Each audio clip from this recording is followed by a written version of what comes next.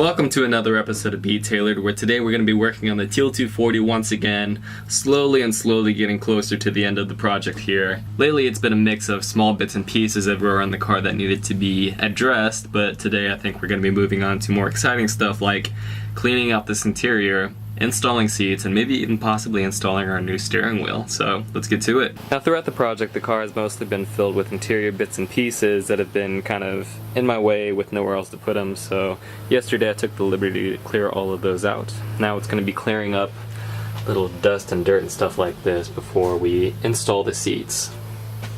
As I've said before, I do want the front half of the interior to be all about function on the street. So I do have a brand new carpet for this thing. However, I'm going to hold off on putting that in because I ran into a little snag. For the most part, this car has been really clean. I've been really happy with the status of this car as far as any kind of rust or damage or anything like that. The biggest bugaboo has been this little bit of rust on the floorboard.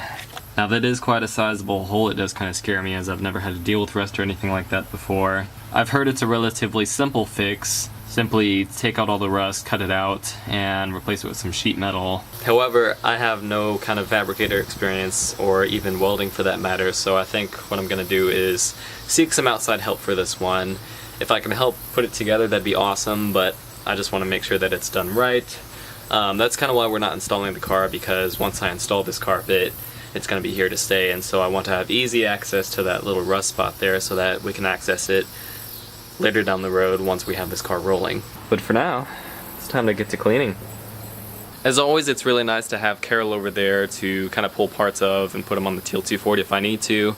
As always, I've found a lot of little small things that have been, I don't know what I would have done had I not had another parts car right over there. But it's been small crazy things that I don't know why the previous owner would have decided to pull these things out. I don't know if it was for the paint job itself, but the previous owner decided they wanted to take out the hood latch, not the hood latch, but the trunk release and the gas tank opener. Literally the only thing holding this thing closed was a bit of wire behind the door. And if you wanted to access the trunk, well, you either had to have the key or crawl through the back into the trunk area and pop the latch manually. Luckily I was able to salvage my release lever out of Carol and all the pieces that went into it. It wasn't a hard install.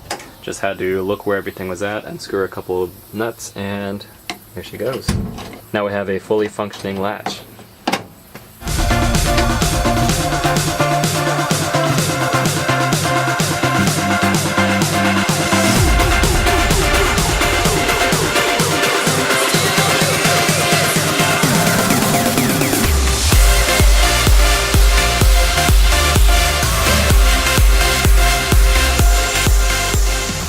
Would you look at how much better that looks?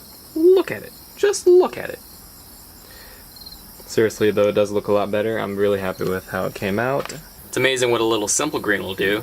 But now we're on to our next project, which is taking care of some more cut wires that our previous owner has gracefully left for us. Now these wires weren't exactly left like this, but they were cut so the plug was missing, which meant these were just soldered straight into a wire. So I've taken the liberty to cut these myself, and I'm going to connect the plug that we're going to get from our donor car, Carol.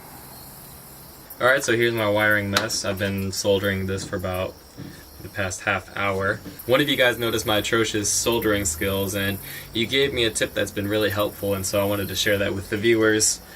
Just so everybody maybe has a chance to hear that, because I didn't know when I was first soldering, and it's made a big difference. So basically when soldering, or soldering as you're supposed to say it, I've been trying to rotate the wire in order to get the best coverage of solder all around the wire itself.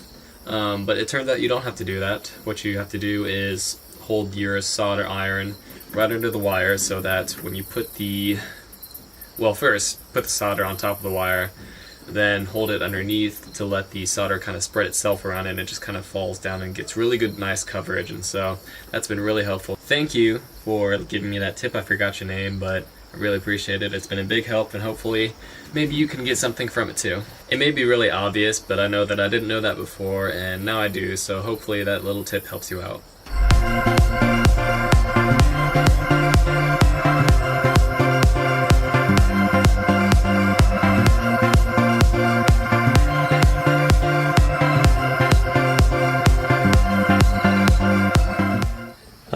flooring back there is sort of taken care of. I think I'm going to focus on installing the rest of the interior, so the glove box and all the under panels and all that, and after that, hopefully we'll have some time to install our Sparco seats.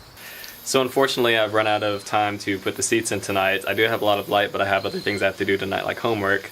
So we're going to come back to this another day. I think this will be the end of the video. As always, if you guys have anything you'd like to see in the videos, any comments or suggestions, please feel free to leave them down below. I'll see you guys next time. Have a great day.